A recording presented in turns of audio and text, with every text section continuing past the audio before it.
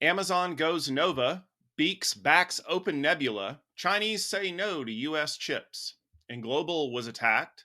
Intel Fab ownership has some new rules, and we take a listen to Pat Gelsinger's swan song in this episode of the Gestalt IT Rundown. Hello, everyone. Welcome to the Gestalt IT Rundown for Wednesday, December the 4th. We hope that you all made it through the holiday season intact and you didn't overeat a little bit. If you did, that's totally okay. We've got a lot of news that will help you digest everything on this beautiful, wonderful National Sock Day. Joining me, of course, is my co-host, Mr. Stephen Foskett. Stephen, welcome to the Rundown for December. It is great to be here for the rundown, Tom.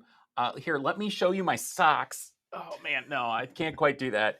I do love the fact that it's National Sock Day because I enjoy socks. Also, though, it is Wildlife Conservation Day and World Wildlife Day, which seems somewhat in conflict. It makes me wonder if maybe somebody didn't talk to somebody else when they scheduled those two.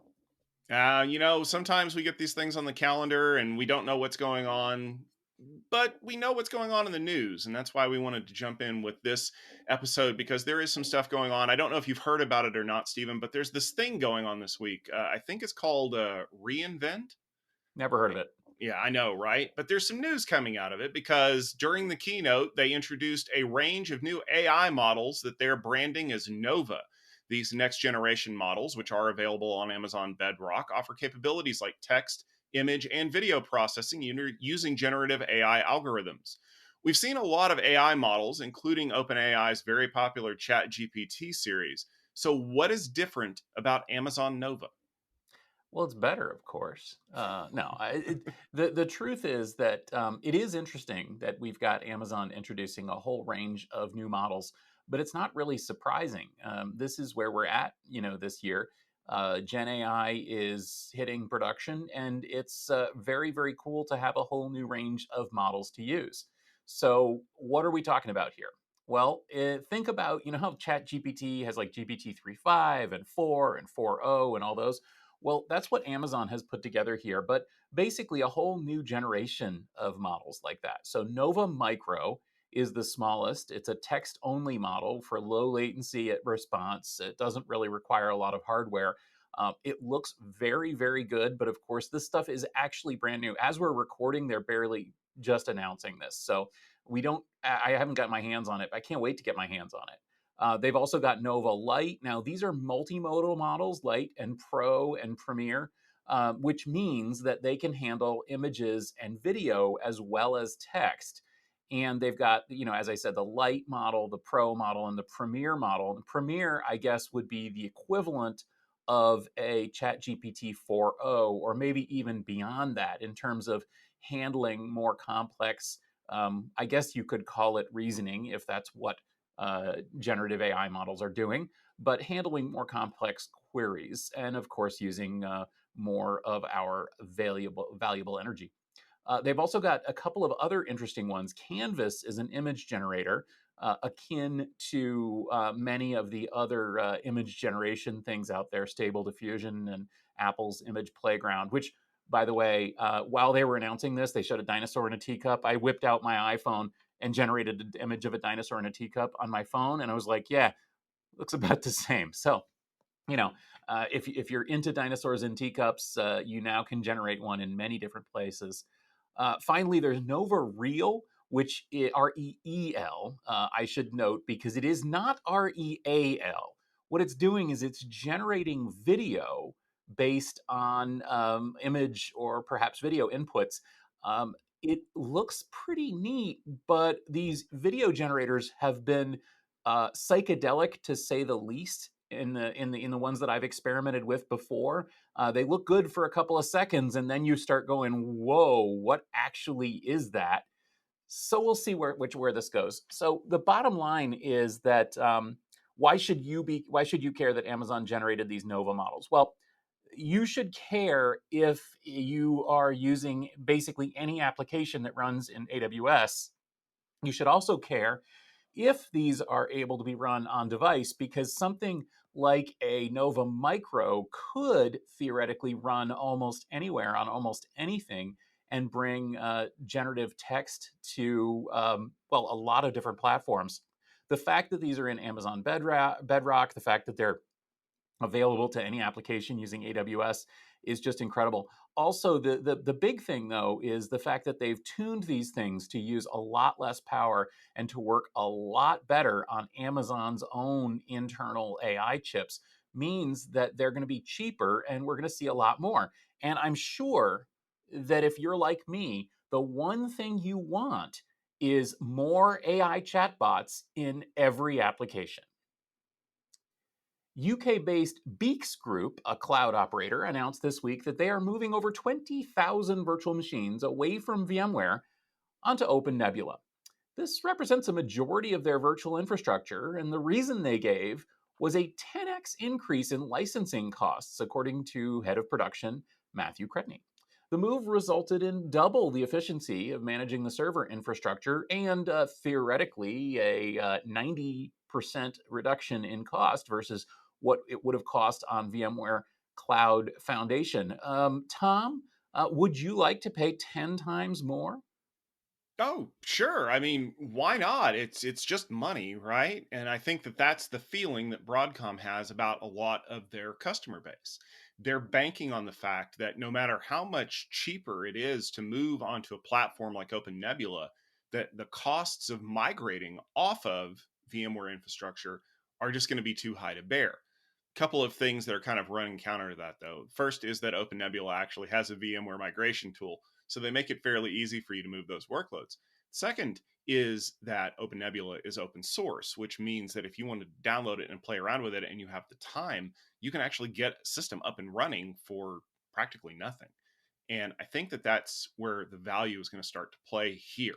So Beeks didn't get off of VMware completely. They still have workloads that still need to run on VMware, but getting a massive reduction in the amount of licenses that you're using sends a pretty big signal to the people out there. The question is whether or not the people at VMware Broadcom are listening. And here's the part of the whole thing that really gave me pause. And this is where I'm worried for the future of where VMware is. VMware to me is a lot like going to the store and buying pre-cut onions and peppers for your fajitas that you're making tonight. Yes, you could do it yourself, but time is so valuable to me that I'm willing to pay a little extra money to have it done so that I don't have to think about it. And that's great as long as it's a little extra money. But when it's 10 times more expensive to buy something that's pre-cut as opposed to just going and getting it and doing it yourself, you're going to look at that really long and hard. OpenNebula, which by the way, did you know that OpenNebula predates OpenStack? That's an interesting little nugget that I dug up doing research on this. It's a front end for KVM and other Kubernetes based hypervisors and container systems and things like that. So, what that means is instead of making VMware work on another platform, we're going to migrate your workloads to something that's a little bit more open, like KVM, or like using container based, Kubernetes things. That's kind of a one-way conversion because once you start building on those platforms, it doesn't translate well back in the other direction. And that means that the stickiness that VMware has had for years is starting to go away because people are starting to refactor their workloads and realize that there's nothing special about what VMware offers. And that's going to kill Broadcom's push to raise those licensing costs, is when you realize that you can cut those peppers and onions yourself. And there's nothing special about buying them in a bag other than a little extra effort saved. You're going to end up doing it yourself from here on out. And then who knows what kind of things that you're going to be able to cook up. So I would expect that this is not the first story that we're going to see like that. In fact, we know it's not the first story that we've seen like that. I expect it's not even going to be the last story that we're going to see through the rest of 2025. And I think that those 10x numbers are going to continue to climb. And when people go a different route, those savings hopefully will be invested into ecosystems like OpenNebula, where the community will benefit from that investment. But I mean, I'm just kind of hoping against hope there. Chinese chip makers have urged companies in the country to begin buying locally because, according to them, US chips are no longer considered safe. This announcement comes after recent moves to restrict exports of technologies and chips to China as the US relationship becomes a little bit more frosty. There's been a bit of back and forth related to sanctions and embargoes and things like that over the last couple of months. But you know what we didn't see in the announcement? Specifics about why those chips are not really safe. China has recently banned exports of rare minerals like gallium to the US for advanced manufacturing for use in a whole host of technologies, not just in chips, but in other things. And today, the US announced that they will be restricting the export of high bandwidth memory, HBM, to a whole host of organizations in a number of countries, many of which are located in China. Stephen, it feels like we're going back to those Chinese stories from a couple of years ago where there's like a trade war brewing. So, what do you make of all of this? Tom, I think there might be a trade war brewing. That's what I'm thinking. Now, here's the thing. So I actually have been talking about this a lot on the TechStrong group in the last couple of weeks. If you don't know, I'm on TechStrong's TechStrong gang every Tuesday, pretty much. And we actually spoke quite a lot about some of these issues over there, as well as here on the rundown. So for a long time, the U.S. has been engaged in a trade war with China, and this dates way back to the Trump administration, number one. And when the U.S. decided to try to restrict exports and add tariffs and so on, the Biden administration really leaned into it with AI chips. And at that point, my take on this story was basically watch out what you wish for because you might get it. And that's really what's happened. As we've talked about here, China has been rapidly developing advanced memory memory chips, advanced processes for creating chips, well, or at least trying to keep up a little bit with the advancements in the West on that node, on the process node but also developing their own homegrown GPUs and even CPUs. Well, I imagine that's probably what's going to happen next. So the U.S., again, as we talked about, that China was finding all sorts of exciting ways to get around these restrictions, and I mean China more generally, like companies there were getting around the export restrictions. In fact, that kind of pulled into this whole super micro accounting scandal thing that just happened as well. You might want to look into that yourselves. But what ultimately happened is the U.S. decided to crack down on more Chinese companies. So they issued a ruling, basically placing 100 plus more Chinese companies on the restricted trade list. And China responded. Actually, this time they really responded by limiting some exports to the U.S. Key among those exports are critical raw materials, including things like gallium and antimony, germanium, other materials that are used in chip manufacturing. China doesn't have all of the world's supplies of these, but they do have most of the world's mines. And restricting that could restrict the ability of Western companies to develop advanced chips. They have also responded by trying to push on high bandwidth memory. Why high bandwidth memory? Well, because that's an area that China is actually at parity or even in the lead with the West. And so by restricting access from Western companies to Chinese memory suppliers, that could actually impact our AI dystopia that we've been rapidly building here. So it is an interesting aspect. Again, the big takeaway here is that the Biden administration in their waning days are continually pushing back on China. China is finally responding a little bit more strongly than they had to this point. And of course, again, as I said yesterday on TechStrong Gang, we don't know what the Trump administration is going to do with export and so on. But I will suggest, I'm going to guess that they're going to continue these restrictions and we're going to escalate into a full-out chip trade war, which will give us lots and lots to talk about here on the Gestalt IT Rundown if you're not tired of us talking about it already. In an 8K filing on Monday, energy sector services company EnGlobal said they're fighting a cyber attack and have restricted access to their systems.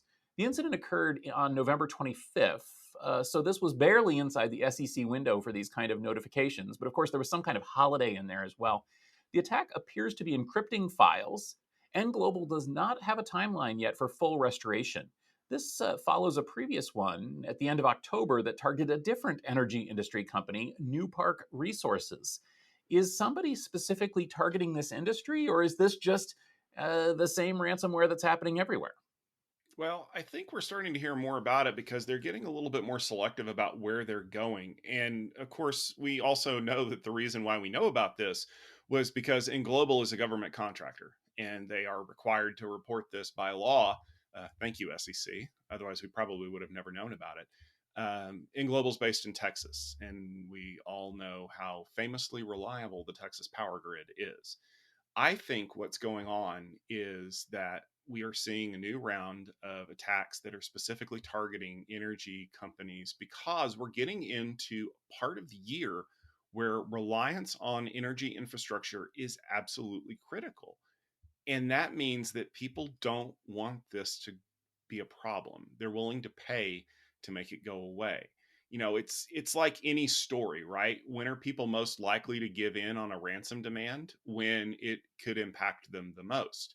And in the summertime, people can just maybe kind of go without air conditioning for a couple of days. They're going to complain and they may have to go to a cooling center or something like that. But in the dead of winter, like we learned a couple of years ago when that big cold snap hit in Texas, people get really antsy whenever they don't have heat. So I think that what we're seeing here is kind of maybe a proof of concept.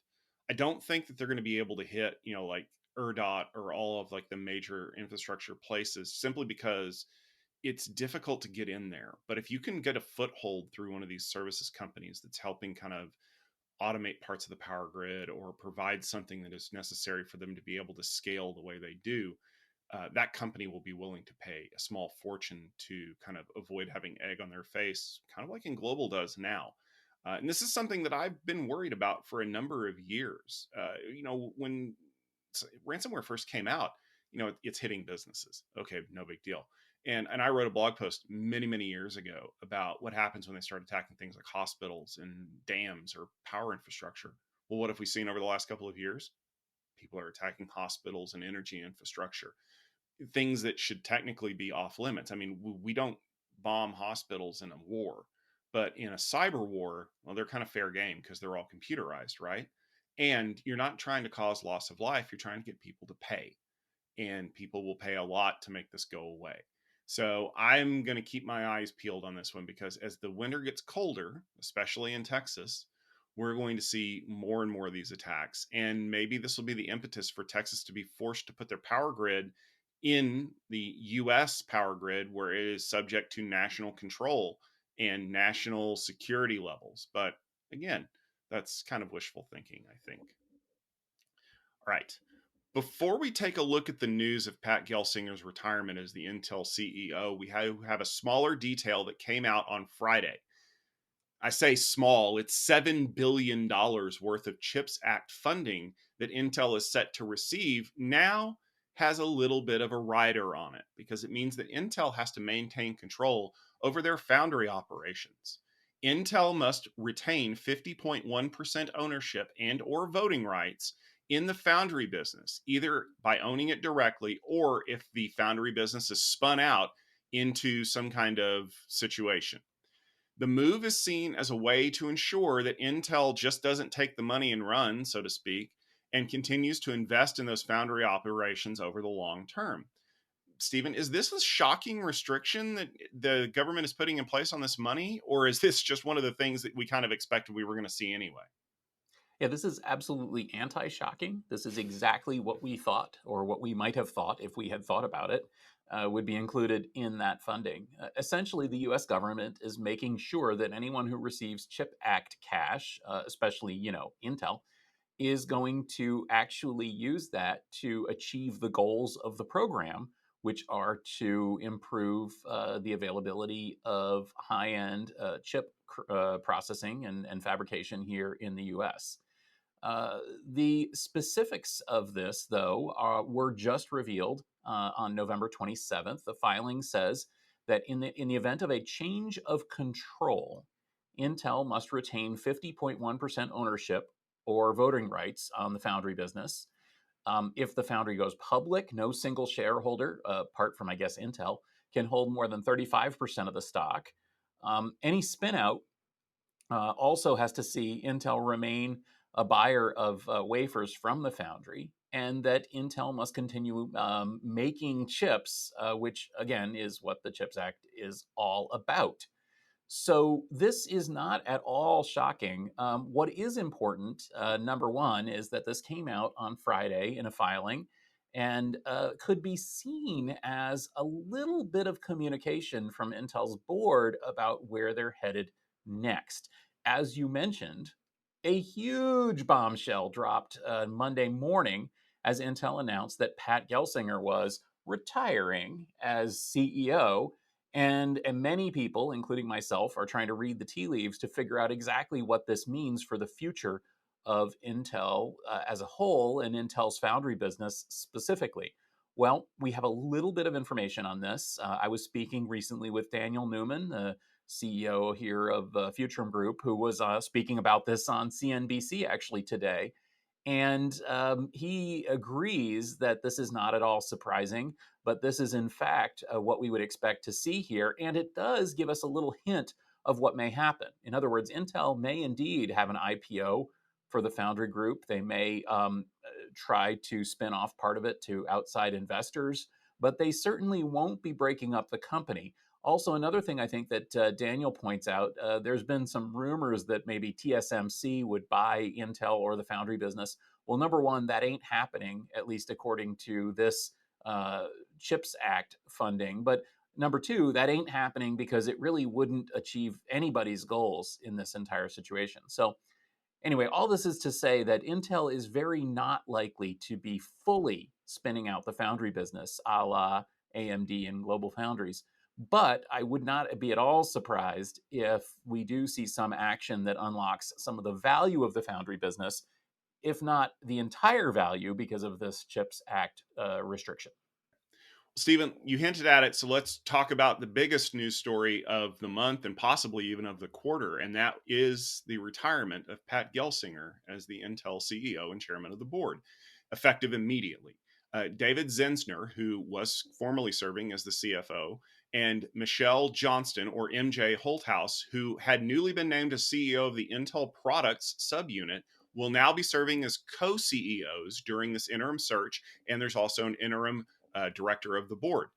Gelsinger has been the CEO of Intel since 2021, and you may recall we broke that news on the rundown with Steven's amazing shocked face. And ever since then, he's been focused on returning Intel to dominance in the chip market while also facing headwinds from industry transitions to mobile computing and now to AI computing. And of course, stock prices rose on the news of Pat's retirement. Stephen, let's be fair. There's a ton that we have to unpack in this story, but I'm going to let you start. Why is Pat retiring? Pat's retiring because, at least if the rumor mongers are to be believed, and I mean, why wouldn't we believe the rumor mongers? They sound credible. If the rumor mongers are to be believed, Pat was given the choice at the last board meeting of either seeing his body be pushed out the door or walking out semi gracefully. And apparently he chose to walk out gracefully. But of course, everyone is speculating that it was not his choice to retire. I think that the most obvious reason for this is that Pat Gelsinger is, as they say, a mensch and not the kind of person who would walk out on the company that he's trying to save before he completes saving it. That's really not his speed. As we discussed yesterday on Techstrong Gang with Camberly Bates, who knows Pat, I also have spoken with him many times. This is someone who is not a cut and run kind of CEO. In fact, he's probably the best CEO any of us have ever encountered in the tech industry.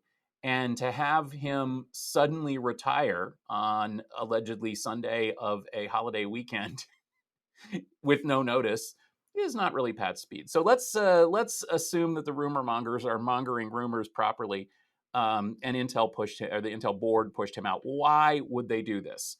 Well, I think it's safe to say, as our colleague Olivier Blanchard said over yesterday and in many media appearances, the board and Wall Street simply weren't happy with the speed of Pat's turnaround of Intel. Now, I can see that. It's been a while. That being said, Pat had a big job in front of him. He was basically, and again, this is somebody who knew what he was getting into. He came into Intel knowing that the company was woefully behind on manufacturing, woefully behind on chip design, bloated with too many products and too many divisions, and probably too many employees, as much as that breaks my heart to say it, and needed to be cleaned up. Intel found, in my opinion, the right guy for the job because, of course, Pat, being a former Intel CTO and somebody who had been there literally since high school, had unrivaled credibility. He also really deeply understood the company and its products and the market, having served as VMware's CEO, you'll remember as well. And he was somebody who could come in there and basically make the decisions that needed to be done and get the troops rallied behind him to make those changes, even though they weren't popular. Now, I have spoken to some people who have been let go from Intel in the last few years, and even those people have generally said that they felt that Pat was making the right decision for the company, even though it was a very painful decision for themselves and their families and their product lines in many cases. Essentially, they said, if this thing is going to be saved, Pat's doing what needs to be done to save it. But one thing Wall Street doesn't like is short-term pain to fix long-term problems. Ask Michael Dell, who took the whole company private in order to set that ship in the right direction. Well, Intel wasn't about to do that because, of course, it's a very capital-intensive business. They couldn't exactly go private, but what they were able to do is to set an aggressive timeline to develop not just competitive, but world beating chip fabrication capabilities, 5 process nodes in 4 years. They created this IDM manufacturing strategy, which would see Intel becoming a real competitor to TSMC among third party customers. They even embraced producing their own products on TSMC's advanced nodes in order to give the consumer division, especially, competitive products, which I should note they now have. If you look at a lot of the talk, especially on laptop chips and so on, Intel is right there with very, very good products. All of this stuff was really starting to hit, but what wasn't hitting was the numbers and the stock price. And so it goes, as Kurt Vonnegut would say. So it goes. There goes Pat Gelsinger. The question is, what comes next? And I'm not sure if you have any speculation on that, Tom. I hope that Pat gets to go to a nice, quiet cabin away from any technology where he can reflect on his retirement. And then in 3 months, he picks up a folding chair, and just like WWE, he comes back in to clean house. No, that's not going to happen. I think that much like every other thing that I've ever seen, Pat's going to exit gracefully, like we've already mentioned. And I'm going to take my Pat fanboy cap off here for a minute. Pat's problem is that he is not a magician. Because as you mentioned, Wall Street hates the fact that quarter after quarter, they didn't make money. Now, they might make money in 10 years, but that's not important right now. What's important is that my stock portfolio right now looks like crap, and you need to fix that. And why weren't you thinking about AI in 2015? Because NVIDIA is making so much money right now that we could be making. And why didn't you think about the iPhone in 2004 when we could have been making mobile chips this whole time? And do you see the problem? They have myopia for the current quarter, but you were supposed to be a wizard and think of this stuff before nobody could think of it before, but you don't want to wait to give him a chance to pay this off. And that's basically what we're seeing now, is that the investors are rewarding the board for kicking out the person that they see as responsible for not turning the ship fast enough. The nerd that understands the technology and is bartered for the CHIPS Act and all these other things. And who did you put in charge? The CFO. You remember, Bob Swan was the CFO for a while. Why did you get rid of Bob Swan and hire Pat Gelsinger? Oh, that's right. I'm going to quote a good friend of mine, Michael Bouchon. Nobody cuts their way back into relevance. That was said to me months ago, and it is absolutely prescient. You cannot cut yourself back into relevance. What are they going to do? Well, we know they can't sell the foundries right now. It's going to cost them $8 billion if they do. So they're going to have to invest in those. They're going to have to keep them going. Maybe they spin them off into a different business unit. The fact that MJ was named as like an Intel product CEO before this big news came out means that they know that they're going to have to figure out a way to sell that stuff. And I don't think that they're going to be able to sell anymore. So what are they going to do? Are they going to invest in something? Well, they're behind in the mobile race. In fact, I don't know that they'll ever catch up because now the companies that are the biggest mobile producers are either beholden to Qualcomm or they're just going to make their own chips. And that's an ARM world. Okay. Well, let's be fair. That one's probably a done deal. What about AI? Well, there's a possibility that they can compete, but they've got to innovate. They've got to do something that's different enough from NVIDIA that people are going to want to pick them. And they have a big mountain to climb. Can they? Is the biggest question. I don't know. But are you going to bet the whole future of the company on a fad that might burn out in 3 years? And yes, I know that there are a lot of people out there right now that saying that AI is absolutely transformative and it's going to change the way that everybody does business and things like that. Just like every other thing that's going to change the way that we do business, cryptocurrency and SDN and flash storage and I don't know what other fairy dust and unicorn farts that we've been talking about for years. Yes, I sound a little bit pessimistic because I watch good people get tossed aside because the quarterly results weren't good. And note that his announcement was retired at the beginning of Q4 of this year, which means they're hoping for a 90-day turnaround to float those stock prices up just a little bit higher before the end of the year. But what? I was speculating with somebody last night. Do they already have a replacement in mind? Because why would you cut the guy right before the end of the quarter? Unless you kind of maybe already have somebody in mind, or at least a couple people that you're going to go interview real quick. And you want to start 2025 off with a bang by announcing a brand new CEO who's going to change the way we do things, except who are you going to find? Because now you've already proven that the job is poison, that you're not going to give anybody time to work with it. So are you going to go find somebody from outside of Intel that doesn't know what they're doing, who has no like relevance to the chip market, who's just a good manager? Are you hoping that you're going to find a Tim Cook to take over for Steve Jobs? Because you're not going to find him. Yeah, that's going to be the real problem is, in order to take this job on, and certainly some people have suggested that MJ should be the new Intel CEO. Personally, I think she is absolutely just great. I don't wish that job on her, though. So I suspect that that's not going to happen. I also suspect that it's not going to be, a CFO that comes in a la Bob Swan to please Wall Street and run the company into a wall. I think that they are looking for other people, but I don't think they have one. If they had one, they probably wouldn't have given this ultimatum to him without having that person lined up. Instead, I think that basically time ran out from a Wall Street perspective. Maybe that there was some arbitrary number set. Maybe some of the investment folks had basically drawn a line in the sand and said, "Hey, Intel board, we're going to devalue you. We're going to, something that they just absolutely had to act on." And it really makes them look bad. I will point out as well, though, again, Olivier here at Futurum was looking into this question.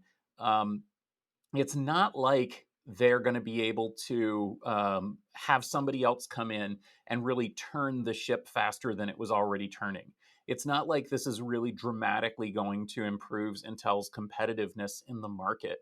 And as Daniel Newman pointed out, it's not like this is going to actually change anything for AMD or Qualcomm or TSMC or any of these companies in the short term. The truth is that these are really big companies with really tremendous momentum behind them. I actually would like to extrapolate a little further on that. There's been some suggestions that maybe Intel's fifth process node, 18A, which would put them firmly ahead of TSMC, is not working out as well as we had hoped. Again, the head of that group was recently either quit or let go a few months ago. That didn't bode well at the time, and it certainly doesn't bode well with this news. The same thing can be said with some of the reaction from gamers for Intel's latest gaming CPUs. They've underperformed their expectations. A lot of people are looking to AMD. In the HPC space, we just saw supercomputing, where AMD really put on a great show. taking the lead in shipping GPU parts in supercomputers and really showing that they can compete with NVIDIA in that space, while Intel is essentially on the sidelines, at least on the GPU side, though interestingly, not necessarily on the CPU side, where they actually showed pretty well. So a lot of these things don't bode well. But that being said, Intel under Gelsinger has actually made a lot of great moves. 18A is being developed, and it is way ahead of TSMC. Intel has refocused on many core designs, not the code name for the Opteron, but the code name for Stephen's name for lots and lots of cores, as opposed to hyperthreading. They've been removing hyperthreading and focusing on creating chips that use tons of cores. Their efficiency core is very, very impressive, and they've previewed some incredible platforms that use on the Xeon side that use tons of efficiency cores. They are also leaning into that on the mobile PC side as well as the desktop PC side. Intel's Habana stuff has not yet taken off, but I think 2025 is going to be the year of AI applications and AI inferencing, and the Habana Gaudi 3 looks really good for that. The same thing can be said for a lot of Intel's core CPUs. I think that the company is actually just about to turn that corner. And it's really too bad that Pat won't be the CEO to enjoy that success. But I wouldn't be surprised if 2025's story is not look at what became of the parts of Intel, but is in fact, whoa, look at Intel. Wow. Tom, do you think that's going to happen? I hope so. I think that what we want out of this is just a happy ending for everybody. We want Intel to succeed. We want Pat to be happy. We want the industry to stop cannibalizing their CEOs just because someone missed a month of numbers or something like that. But I can promise you that whatever happens, you will hear about it in the rundown, because that's what we do, is we cover all of the news. And we have some stuff coming up that we think that would be interesting to you. Stephen, you're a big part of all of this.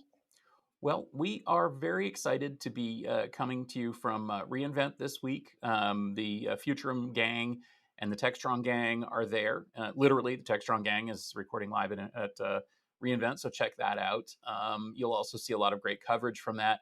We've also got some interesting Tech Field Day stuff going on there. Some of it is behind the scenes. We're doing some non-public Tech Field Day things now, but in the public eye, on Thursday, we're going to be streaming a field day session with our friends over at Click, who are talking about data analytics and RAG applications, and basically using data in the cloud. So that's going to be really, really neat to hear about.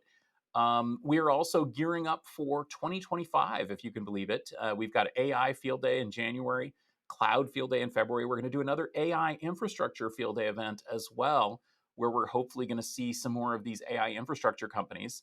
And then on the networking and security side, we've got a lot going on too, Tom. Yeah, so we're right now planning on being a part of Cisco Live Europe, which is taking place in mid-February. Make sure you check your calendar for more information about that. And remember that we will be shifted in time zones because we're going to be in Amsterdam.